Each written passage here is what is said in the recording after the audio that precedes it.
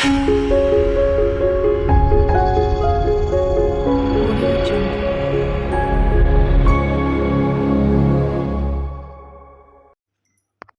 students, welcome to my channel. இன்றைக்கி நம்ம 12th maths chapter 6ல் எக்ஸசைஸ் 6.1ல் ஃபர்ஸ்ட் சம் பார்க்க போகிறோம். பார்த்திங்கன்னா prove by the vector method that if a line draw from the center of the circle to the midpoint of the chord, then the line is perpendicular to the cone சொல்லியிருக்காங்க. இப்போ என்னென்னா ஒரு circle வரைஞ்சிக்கலாம். அந்த சர்க்கிளோட ஒரு code வரைகிறோம். சர்க்கிள்லேருந்து ஒரு பாதி லைனில் கோடு வரைகிறோம். அதோட மிட் பாயிண்ட் வந்து அந்த கோடு டச் ஆகிற இடத்துல வந்து பர்பண்டிகுலர் லைனை க்ரியேட் பண்ணுது அப்படின்னு சொல்லியிருக்காங்க. ஸோ இதை எப்படி க்ரியேட் பண்ணுதுங்கிறத வந்து நம்ம வந்து சொல்லணும். ஸோ பார்க்கலாம். ஃபஸ்ட் நம்ம ஒரு சர்க்கிள் வரைஞ்சிக்கலாம்.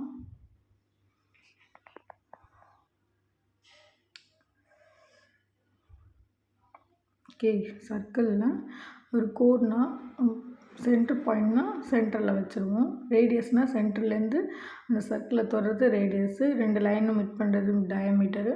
இது கோட்னா அதில் ஹாஃப் லைன், இந்த மாதிரி எந்த எட்ஜஸில் உள்ள ஹாஃப் லைன் என்ன எடுத்துக்கலாம்.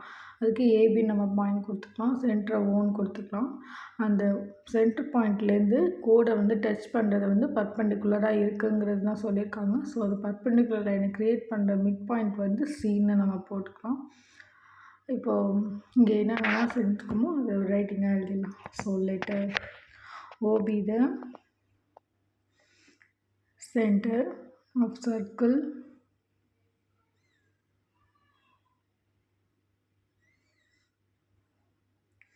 and AB is chord.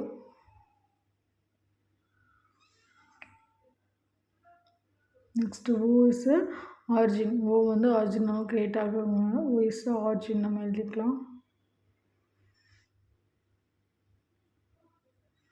Then position vector. இப்போ வந்து பொசிஷன் வெக்டார்னால் ஒரு ஸ்டார்டிங் பாயிண்ட்டையும் எண்டிங் பாயிண்ட்டையும் மிட் பண்ணுறது தான் அந்த பொசிஷன் வெக்டார். இதில் ஓலேருந்து ஏக்கு போகிறது OA வந்து A வெக்டார் அண்ட் OB வந்து B vector. So OA vector equal to small a vector and OB vector equal to B vector. இப்போ இது சிக்கும் எழுதணும் இல்லையா, ஏவும் பியையும் மிட் பண்ணுற பாயிண்ட்டு தான் சி. இப்போது ஏவையும் பியையும் ஆட் பண்ணோம்னா அது டூ ட்ரையாங்கிளை வந்து ஆட் பண்ணனால ஸோ இந்த சைடு ஏ அந்த side B. So A vector plus B vector divided by 2. அந்த ஆன்சர் தான் வந்து OC. So AB is the midpoint of C.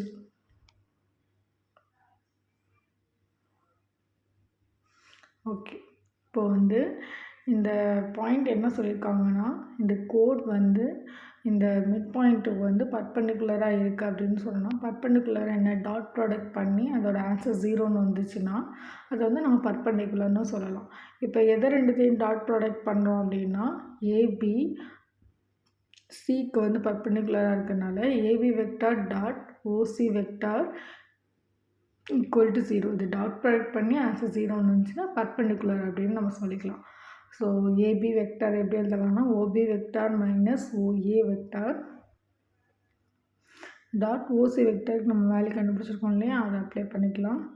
So A vector plus B vector divided by 2 equal to 0.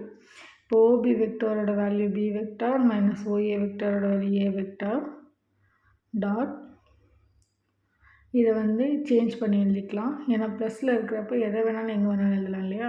So மைனஸ்க்கு ஏற்றாப்புல நம்ம plus எழுதிக்கிறோம். So B vector plus A vector 1/2 மட்டும் தனியாக எழுதிக்கலாம். இது பார்த்திங்கன்னா A plus B A minus Bயில் இருக்கிறனால B square minus A square. ஓகேவா, B square minus A square equal to 1/10 set பண்ணால் 0ன்னு வந்துடும். So B squared equal to A square அப்படி தானே அர்த்தம். அப்போ பி ஸ்கொயருக்கு பதிலாக ஏ ஸ்கொயர் அப்ளை பண்ணாலோ இல்லை ஏ ஸ்கொயருக்கு பதிலாக பி ஸ்கொயர் அப்ளை பண்ணாலும் ஆன்சர் 0ன்னு ஆகிடும். ஸோ ரெண்டு வெக்டார்ஸை வந்து டாட் ப்ராடக்ட் பண்ணுறப்போ ஆன்சர் 0ன்னு வந்துடுச்சு நமக்கு. ஸோ அந்த லைன் வந்து பர்பண்டிகுலராக இருக்குது, அவ்வளோதான். So AB is perpendicular to C vector.